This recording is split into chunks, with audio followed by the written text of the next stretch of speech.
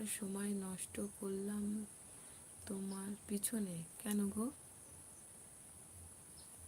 আমার পিছনে বেকার সময়টা নষ্ট করলে কিসে গো? হুম? তোমার মূল্যহীন সময়টা তুমি রেখে তুমি তো আসতে না পারতে। আমি তো বলেছিলাম তোমাকে যে তুমি আমার লাইফে সময়টা নষ্ট করে লাইফটার কাছে যুক্ত হয়ে থাকো। বলো, এরকম কথা বলো কেন? হুম?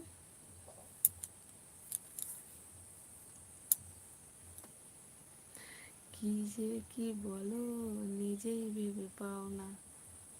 মন যে আমায় কেমন কেমন করে সে তো বলে পাও না।